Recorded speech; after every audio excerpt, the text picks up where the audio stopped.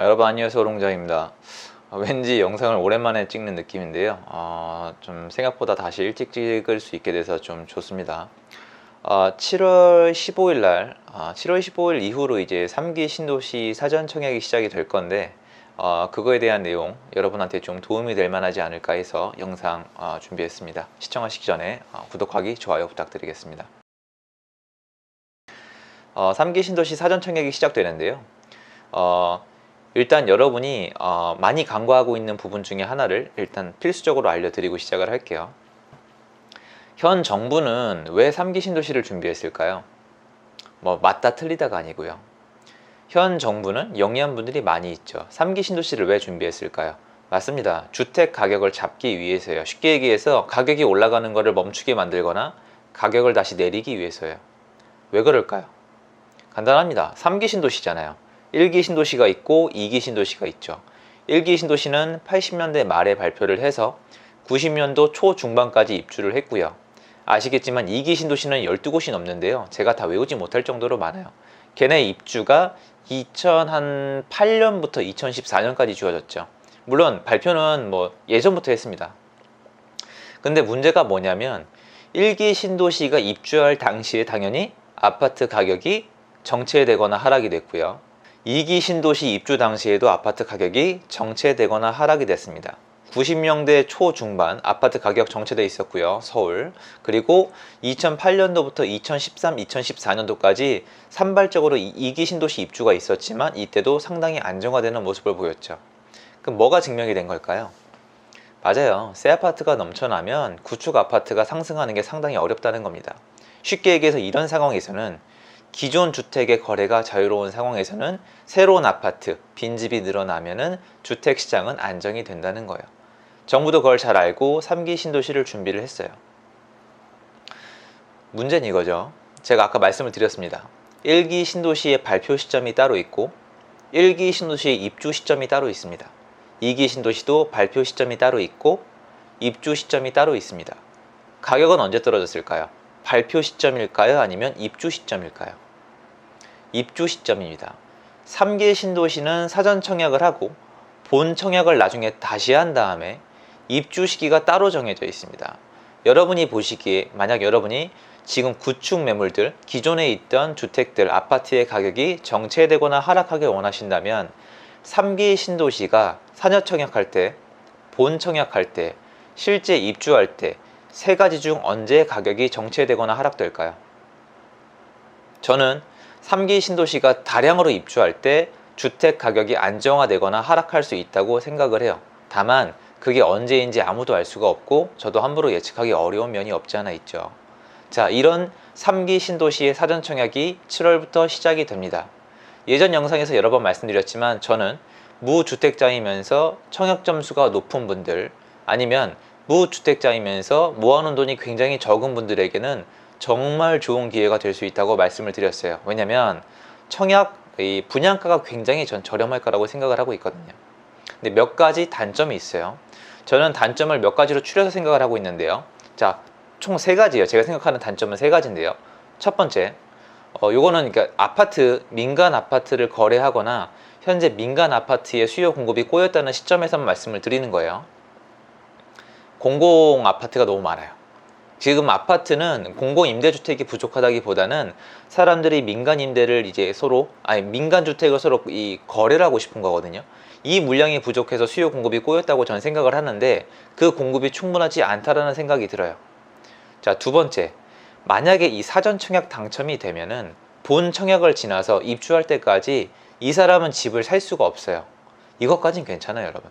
아무 문제가 없거든요. 예전에 문제가 없었는데 제가 이거에 관점이 바뀐 게 2020년 7월 이후로 생각이 바뀌었어요. 보세요. 사전 청약 당첨이 됐죠. 본 청약까지 기다렸다가 실제 입주까지 해야 돼요.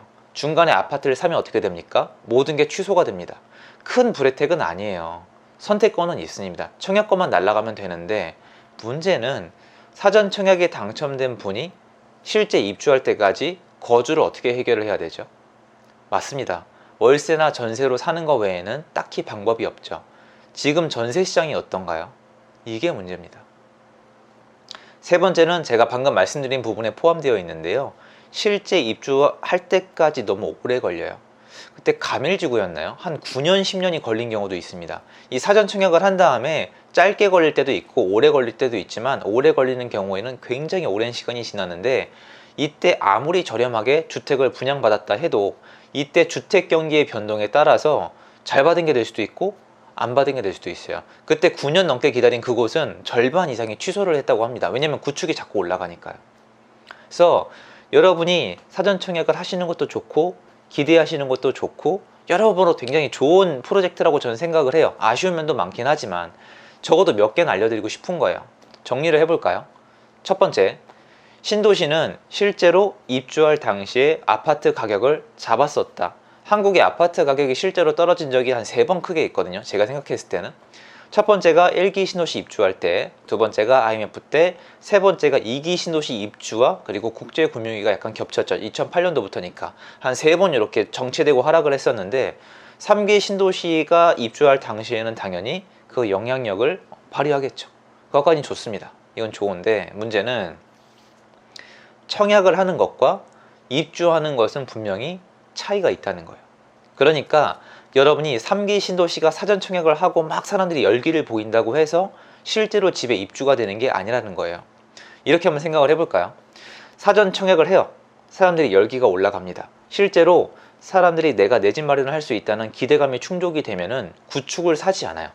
그러니까 전 예전에 3기 신도시 사전 청약이 시작이 되면은 주택 가격을 잡을 수도 있다는 희망이 약간 있었어요. 정말 있었습니다. 그런데 문제가 뭐냐면 3기 신도시 사전 청약을 하면서 내 집 마련을 이제 했다는 안도감과 더 이상 구축을 살 필요가 없다. 왜냐면 이 분양가가 싸니까.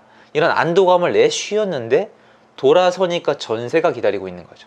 그러면 올라간 전세가는 어떻게 감당을 할 거냐는 겁니다. 전세 문제를 해결을 해야 매매 시장이 해결이 된다는 게 제가 이 얘기예요. 그래서 여러분이 지금 이거는 반드시 알아주세요. 사전 청약을 한다는 뜻은 앞으로 7년, 8년, 길게는 10년까지 나는 전세 월세로 기다려야 된다는 거예요. 그리고 그 시간 동안에 아파트 가격이 올라가는 거에 대해서도 나는 참아내야 됩니다. 이게 분명히 있고요. 두 번째로 좀 아시면 좋은 게, 사전 청약의 분양가가 본 청약의 분양가랑 같아야 된다는 법 조항은 없어요. 상당히 차이가 있어도 내가 할 말은 없는 겁니다. 또한 사업 기간 동안 유물이 나온다던가 아니면은 기존에 있던 택지 주인들, 그 토지 주인들과 마찰이 생겨서 사업 기간이 길어져도 그냥 마냥 기다리는 것 외에는 방법이 없어요. 야, 정부가 잘하고 있지 않냐고 말씀하시지만 여러분, 우리 회사 생활이 그렇습니까?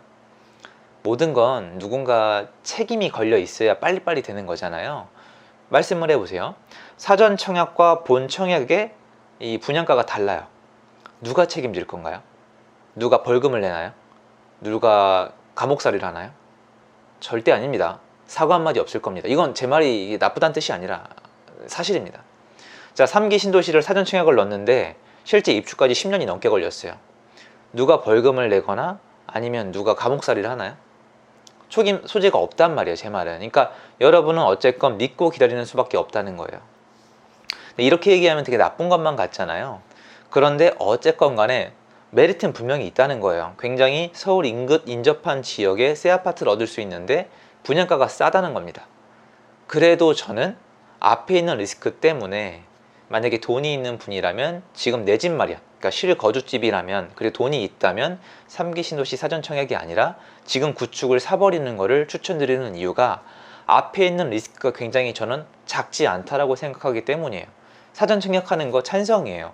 좋은데 여러 가지 장단점이 있다는 거 좀 알아주셨으면 좋겠어요. 단점은 아까 앞에 있는 리스크고요. 장점은 제가 얘기했던 예전에 주택 가격을 잡았었던 그 이력과 그리고 싼 분양가예요.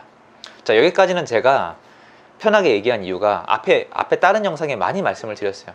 많이 말씀을 드렸는데 오늘 꼭 말씀드리고 싶은 부분이 이 부분이에요. 예전에 판교에서 일어났던 일이에요. 이 나라에서 이제 더 이상 구축 사지 말고, 나라가 양질의 택지에다가 이제 싼 새 아파트를 지어줄 테니까 구축 사지 말고 기다리라 그랬잖아요. 그래서 약속을 지켰죠. 이제 판교 같은 택지를 이제 분양을 해준 건데, 문제가 뭐였냐면 막 700대 1, 800대 1 막 이랬어요. 분양가에 계속 프리미엄이 붙고 청약이 더 이상 난 당첨이 될 수 없다고 절망하신 분들이 인근 구축에 확 달려가셨어요. 그때 인근 구축이 갑자기 폭등하기 시작했었거든요. 그때가 2006년도 이후였을 거예요. 쉽게 얘기해서 3기 신도시가 지금 많은 분들에게 관심을 받고 많은 분들에게 희망을 주고 있는 거 저도 알아요. 잘 됐으면 좋겠고요. 주택 가격까지 안정을 시키는 성공적인 프로젝트가 됐으면 좋겠어요. 그런데 만약에 예전처럼 3기 신도시를 기다렸던 분들이 그 기대 심리가 난 청약 당첨이 절대 안 되는구나, 전세로도 못 버티겠구나, 이렇게 절망을 하게 돼서 구축으로 만약에 뛰어가게 된다면 예전에 일어났던 굉장히 사람들의 마음에 상처를 남길 수 있는 패닉 바잉으로 이어질 가능성도 있다는 점, 그리고 이것 또한 리스크가 있다는 점을 여러분이 알아주셨으면 좋겠습니다. 요거에 대해서는 제가 사전 청약이 시작되기 전이나 시작된 이후에 추적으로 몇 번 더 영상을 만들어 놓을게요. 저는 사전 청약을 여러분이 하기 전에 3기 신도시 사전 청약을 기다릴 때까지 구축을 사지 않고 3기 신도시 사전 청약을 넣는다는 그 행위가 내가 뭐를 알고 어떤 리스크를 지고 뭐를 기대해서 하는지 좀 아셨으면 좋겠어요. 예전에 저처럼 그냥 청약이만 다 좋다 이게 아니라 내가 지금 하고 있는 이 경제활동, 이 선택이 뭔지에 대해서 좀 잘 아셨으면 좋겠어요. 그런 마음에 영상을 준비해 놨습니다. 도움 됐으면 좋겠고요. 다들 잘 되셨으면 좋겠습니다. 저는 여기서 인사 올리겠습니다. 감사합니다.